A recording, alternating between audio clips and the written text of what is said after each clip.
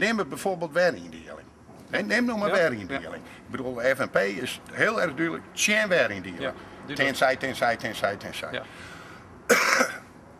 Ik ben hier echt geen warindeling in Ljout. Maar vanuit een heel hoog perspectief.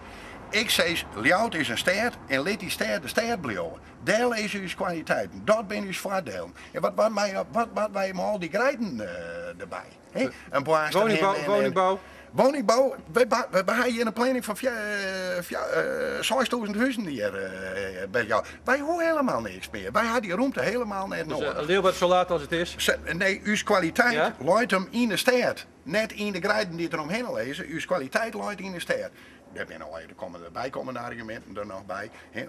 Ik bedoel, wat wij gewoon halen. We halen al hier, als de lieken nog net in de kast zitten, of er al net uit toemelen binnen, dan gaan ze er uit toemelen in de komende jaren. Dus we halen een heel grote, vervelende zaken, zonder wij nou zelf daar halen.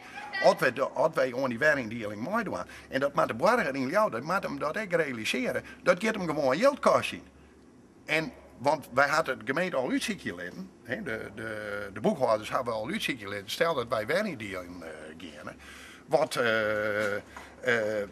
Wat voor financiële consequenties. Hè? Want er is dan zo'n mythe die dan zegt van als we boven de 100.000 komen, dan gaan die geldsluizen niet.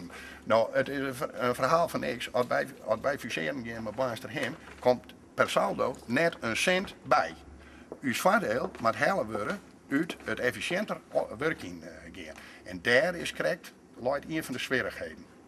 Want dat efficiënter werking, dat is het blikken die bij orenwarindeling, dat werkt helemaal niet. Nee, want die gebouwen blijven gewoon staan en die meesten blijven er ook gewoon zitten. Nee. Dus die efficiëntieslag die er dan maken wordt, die is heel moeilijk te maken.